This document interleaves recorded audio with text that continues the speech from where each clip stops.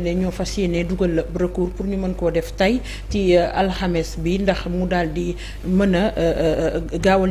mbir mi pour passation de service mën a am ci diggante le président Macky Sall ak kii di président Diomaye. waaw xam nga déjà on va parler des statisticiens.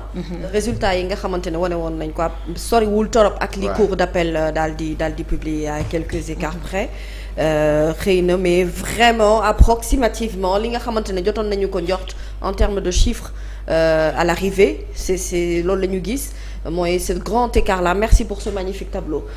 Thiomlaye ce grand écart là nga xamante ne seetlu nañu ko ci ñi nga xamante ne ñoom ñooy candidats yi liñ ci mën a nag jàngat bari na l'écart moom c'est clair que c'est dû à un engagement des Sénégalais bi nga xamante ne amoon nañu envie dakkal benn système bu fi nekkoon pour indi leneen lu bees moo indi lii mais liñ ciy seetlu itam mooy ne daf ci am ay candidats yoo xam ne par exemple seen débandade dafa gën a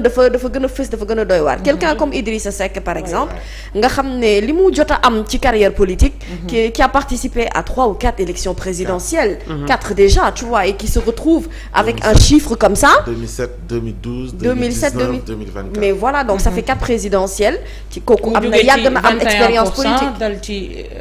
fi mu toll nii 0,90 Anta ko raw mais loolu laa doon bëgg a wax c'est-à-dire Anta Babacar Ngom pour une femme boo xam ne mu ngi door a dugg ci wàllum politique yegg si raw ñu mel ni ay Idrissa Seck raw ay Mame Boye Diao raw ay Mahammed Boun Abdallah Dionne mais je te parle de personnes qui ont des portefeuilles politiques depuis très longtemps qui ont de l'expérience yàgg ci wàllum politique Habib Sy ça se comprend parce que Habib Sy dafa désister à la dernière minute kan si mais Anta Babacar Ngom elle est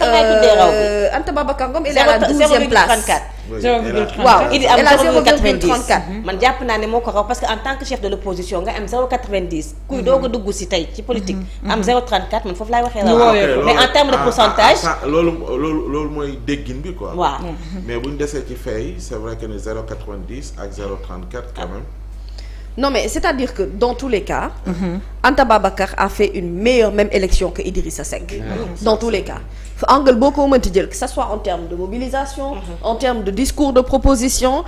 pour une femme nouvellement dans la politique elle a réussi quand même à faire vraiment mais c'est même à tripler parce que ni mu leen rawee dafa bëri ci terme de conceptualisation ak li nga xamante ne moom la leen di proposer nii Pape Djibril Fall aussi qui malgré sa première participation arrive quand même à s'en sortir mais ay Mamadou Lamine Diallo ay Mahammed Boun Abdallah Dionne ay Idrissa Seck ay Mame Boye Diao après il faut voir que Mame Boye Diao Mahammed Boun Abdallah Dionne Aly Ngouille c'est des gens yoo xamante ne sénégalais yi dañoo jàpp ne wax dëgg yàlla lu ñu leen mën a proposer ci ay discours présidentiels ñoom ak président Sall ñoo àndoon ci gouvernement donc am nañu ci nuñ ko waxee part ci par rapport ak li nga xamante ne moom moo nekk di xew ni Serigne Mboup c'est quelqu'un bi nga xamante ne aussi bon il est à féliciter parce que c'était sa première participation te contexte élection présidentielle u ren yi dafa wuute ak yeneen i élection présidentielle je vois les gens comparer ce qui s'est passé en 2012 ak li nga xamante ne moom moo xew en 2024 ce n'est pas pareil Wade gaanaam nit ñi dañu ko bëggoon a sanctionner mais l'amour pour le président Wade n'avait pas pour autant changé bii yoon nag il se trouve que c'est tout un système moom la askan wi bëggoon a xeex dalee ko ci président de la république ba ñi nga xamante ne jotoon nañu participer ak ñeneen ñi ci topp te lim lay wan mooy ne sénégalais yi aussi ñoo fas yéeneetul ànd ak politique boo xamante ne loo leen dig tey bu subaa nga dem doxalee neneen pour des questions de poste wala pour des questions d'intérêt maanaam man ak diw sama opposant la am na foo xamante ne du ma fa yegg ak moom bu ñu la woowee palais nga dem palais bu ñu la joxee poste nga récupérer poste ba di ci gagner nag loo xamante ne sénégalais bi toog di fay l'argent du contribuable du ci gis boppam bu baax a baax donc toutes ces personnes là la plupart d'entre eux ñi nga xamante ne dañoo bokkoon ci ancien régime bi ils ont payé cash li nga xamante ne moom la leen sénégalais yi di jàppal ci wàllum politique maintenant Boubacar Camara c'est quelqu'un qui a un projet solide quand même dëgg la il a fait 0,52% mais c'est quelqu'un qui a un projet solide le PUR par exemple certains mën nañu am lu leen jaaxal ci résultat au PUR parce que PUR daawul génn 3 ci classement de 3 bi c'est-à-dire dafay nekk tout le temps ci podium bi mais cette fois-ci booy xool votam dafa xaw a wàcc tuuti ñenn ñi ne pourtant on avait donné des directions de vote ak yeneen yi ci topp mais PUR faisait un meilleur résultat nag ci élection yi passé danaan def résultat yi gën a d'ailleurs ñun on l'a toujours dit ci suñu commentaire fii que fallait faire attention au PUR parce que dañu nekk électorat boo xam ne bëriwul lu muy bouger mais bi yoon dafa xaw a am baisse quand même loolu moo lay wan ne finalement la vraie question mooy est-ce que ce sont des problèmes de personnes ou les Sénégalais ont voulu tout simplement voter utile mooy ne même bu fekkente ne yow bëgg nga Aliou Mamadou Dia et que PUR nga bokk wala talibé sëriñ bi nga lu mu ci mënti doon da ngay xalaat ne Aliou Mamadou Dia xëy na su ma ko sànnilee carte naam cartam boobu ma jox ko xëy na Diomaye mi nga xam ne projet moo gën a porté wala ñëpp ci moom la ñu bëgg a dem ou xëy na peut-être ñoo nekk voiture de locomotive bi nga xam ne ñooy conduire le changement il faudrait mieux à la limite kon ma voter pour Diomaye donc les résultats yi nga xamante ne moom la ñuy gis nii day wane ne y a des politiques yoo xamante ne pour man war nañu bu ñu arrêté wul politique vraiment également war nañu xoolaat seen bopp bu baax ci seen taxawaay Khalifa Ababacar Sall il a beaucoup dégraissé te loolu nag bëri na ci ay mauvais choix yi nga xamante ne jot na fi am depuis la rupture avec Yewwi Askan Wi les différentes sorties de Barthélémy Diaz qui n'ont pas joué en sa faveur def ko directeur de campagne résultat il n'a pas fait grand-chose comme résultat et Khalifa n'est plus jeune quand même Khalifa mu ngi jëm mag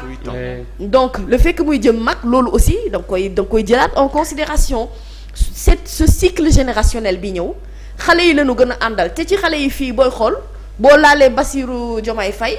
xanaa nga laal ci Pape Djibril Fall qui est encore jeune Anta Babacar Ngom qui est encore jeune Serigne Mboup relativement tu vois mais sinon ñeneen ñi ci des yëpp lu ci ëpp ak Déthié Fall je l'avais oublié Daouda Ndiaye aussi professeur Daouda Ndiaye waaw moom tamit relativement mais ñeneen ñi ci des ñëpp ay nit la ñoo xamante ne dañoo yàgg ci politique u Sénégal ba ñu convaincre Sénégalais yi day doon problème dans l'argumentaire donc Bassirou Diomaye dans son discours qui est tellement important il a appelé à une cohésion même à une cohésion politique woon na ñi nga xam ne ñoom la bokkal parti ne leen ñëw leen ñu àndandoo ñu liggéey mooy ne kooku ñëwul ak rancune te loolu itam c'est important mais les Sénégalais aussi veulent que ci yenn questions yi comme l'a dit Ngoné Saliou ndax automatiquement le lendemain ou le surlendemain on avait presque une liste de tous les scandales yi nga xamante ne moo am ci réew mi force Covid-19 ci la bokk armement yi ci la bokk ak yeneen dossiers yi nga xam ne ñi ñu épinglé ñëpp ci réew mi te nga xam ne rendre ñu compte mais xaalisu contribuable sénégalais bi la ñu jël à la limite il faut mener des enquêtes sur ça parce que laisser passer cette impunité ce serait encourager keneen koo xamante ne bëgg ngaa jël ci yoon boobu nga tegu ci alors que booy def rupture nag képp ku teguwul ci yoon na ko war a jubbantiwaat li askan bi moom ñu delloo ko loolu la yaa ko wax et là ne dafa jot li askan bi moom effectivement mu jot ñëpp jot ci ak ñi nga xam ne tam du ñu fay impôt ñi dul fay impôt loolu tam war nañ ci fay impôt ñoom ñu pare te parce que même impôt yi sax bu ñu ko corsé tuuti xamoo leen kii même les étrangers yi nga xamante ne dañu fi nekk te am fi yenn ndombal cànk yi am fi yenn entreprise ak yenn société yenn doole yi am na nu ñuy liggéeyee ci wàllub impôt mën na leen nasaxal ñoom ci yenn yi parce qu'il va falloir que cette économie là ñun ñu récupérer ko l'économie doit être gérée par les Sénégalais il n'est pas normal que dans ce pays là amul looy dugg loo xam ne étranger yoru ko Sénégal yorul dara daanaka mami ci loolu aussi il faut relever benn fait ñun Sénégalais xamante ñu suñu biir waaw ci wàllu liggéey il faut nga dem ba xool ñenn ci étranger yi ngay wax yan xeetu liggéey la ñu nangoo def ci réew mi est-ce que sénégalais yi pare nañ aussi pour def ko ak naka la ñu def ba économie boobu nu rëcc ñu wala xeetu liggéey yooyu rëcc ñu au détriment de sénégalais yi nga xam te ne mënoon nañ ci jiitu ñi ngay wax nii loolu benn la ci wàllu woowu des fois dañ koy wax mais du ñu xóotal la réflexion pour dem parce que fii des fois nit ñi dañuy tànn cela ne veut pas dire que am na ci sénégalais yoo xamante ni liggéey maanaam dañ koy xeeb ay métiers nga bëgg wax noonu laa koy mën a waxee quoi du ma wax dañuy tànn ngay xool pour x ou n raison nga préférer ni daal man lii du ma ci sóoboog du ma ci wax moo tax c'est fondamental tamit ñu bàyyee xel que ni changement bi ñu woote ak defar suñu dëkk bi dafa am lu mu àndal man vivement bu baax sax man vivement waaw loolu laa wax mais ba tey des na Ngoné ba tey des na vivement ñu yegg ci Sénégal boo xam te ne sax dootuñu calquer suñu administration ci tàmbali 8 heures 16 heures ñu dem ñu mën a am possibilité di liggéey bëccëg di liggéey guddi pour man loolu aussi ñu ngi koy xaar ci le prochain gouvernement ñu fexe impulser benn dynamique boo xamante ni nit ñi duñu am sax jotu nekk di wax gis nga bu ñu réussir pari boobu faire en sorte que ci réseaux sociaux yi jot gi ñàkk ba nit ñi duñu lijjanti lu mooy li leen intéressé mooy tey cap bi nga xamante ne foofu la gouvernement bi nekk lan la orientation yi lan la ñu jëfee ko gis nga bu ñu fexee ba xëcc ci énergie boobu noonu ci suñu xasee ba xam lan moo war a nekk rek ñu fexe ba nuñ ko jëmmalee rek on aura gagné énormément de choses en termes de temps, énormément de choses d'efficacité. waaye orientation yi joxe nit ñi xam ne fii la ñu sóobu ci. xam nga sànq yaa ngi wax vote utile bi ngay wax ci kaaw PUR. dama jàpp ni loolu mooy justifier le fait que xëy na sax PUR ci résultat bi nii mu bette. ci ñeneen ñi sax ku mel ni Boubacar Camara. boo xoolee programme bi mu jaay Sénégal yi. soo koy méngaleeg yenn programme di nga jàpp ni sax à la limite tellement structuré. maanaam boo koy xool mënoo ci teggi dara. da nga naan kii de bu ñu xëyoon tey. jox ko réew mi xam na fu muy jaar dem. mais effectivement da ngay xool force yi maanaam sur le terrain. ak aussi tamit dem nañ ba benn moment boo xamante ni dualité bi amoon dafa nëbboon yeneen candidats yi. léegi Sénégalais bi terme certainement danaan xaaral ma xool ñi nga xamante ne kat ñoo fi mën a jëlee. ñi jege pour mun fee jëlee ñi fi ne. ma fexe ñooñu ma sànni leen sama xob pour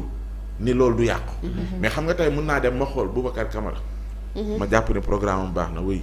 lim ñu jaay macha allah bu ci jotoon. mais beneen question moo lay dese mooy est-ce que su ma ko sàndilee mën naa yegg ci jëlee fi ñi ngir doxal lii nga xamante ne moom laa koy sànni. y a ça moom c'est une grande vérité mais dafa am benn côté aussi boo xam ne il faut le prendre en compte. les Boubacar Camara par exemple Daouda Ndiaye. C'est des gens yi nga xam ne période bi Sénégal di metti di tar. ils étaient là.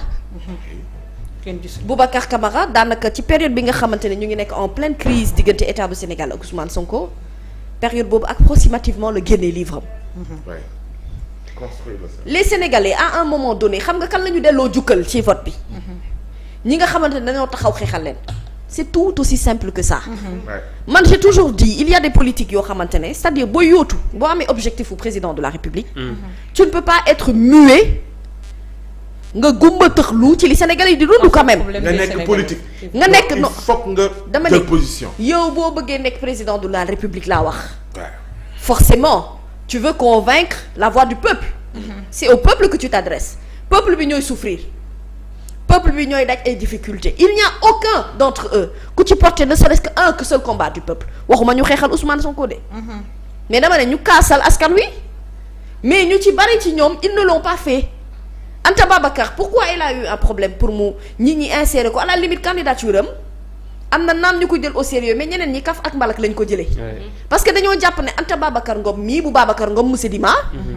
dëgg la am na entreprise mu ngi liggéey xëy na embauché na ay nit mais réellement impact bi par rapport ak bu ñu dee projeté wu parce que être président c'est se projeter tu te dis que man kii su ma ko falee xanaa bu dina am lenn bokk ci sama ay soxla ak sama yitte yu may jëlal en compte. c'est-à-dire que ñu ci bëri dañoo mbubbawoo askan wi te liggéeyu lu ñu woon askan wi amuñu taxawaay bi nu waroon a taxaw ba nu ko waree am. pourquoi les gens ont plus de considération pour Cheikh Tidiane Dièye da nga yaakaar ne parce que dafa ànd ak Diomaye moo tax wala dafa ànd ak Ousmane Sonko déedéet c'est parce que aussi à un moment donné on l'a entendu avoir des prises de position et ça c'est important pour un politique. ñii nga xam ne dañoo nekkoon ci biir nguur gi nekk fa ay poste ministre nekk ci réew mi saawaay. bu ñuy génn escorte gunge leen askan wi deebalot nga jékki-jékki rek parce que tu vois que l'avenir de ce parti est sombre parce que c'était visible depuis très longtemps. nga ne xaaral ma teel a génn ber sama daara waaw boo génnee ber sa daara nag loo ber nit ñi duñu fàtte ne. Sénégalais yi mettit bi yow sa loxo nga ca. ndax yaa nga woon ca biir gouvernement ba moo dal Amadou Ba. Amadou Ba était le premier ministre, il a conduit la lecture du gouvernement du président Sall, bon Dieu. Il est comptable. Mais il est comptable de tout ce qui est en train de se passer. Mais tout dans le processus de fonctionnement de l'État, de la queue à la tête, le monsieur Ba était là. Donc kooku mënoo xëy ñëw yaa ngi dégg ak nit ñi ni ñu la meree. nga ne yow am nga 4 millions de parrains foo jaar ñu ñëw ci ay élections ñu dóor la écart bu rëy bii. ci xale boo xam ne daanaka deful sax politique. loolu yëpp ay jàngat yu ni la léegi nag Bassirou Diomaye il a les épaules lourdes ndeysaan te dama bëgg askan wi ñu jàppale ko ci li muy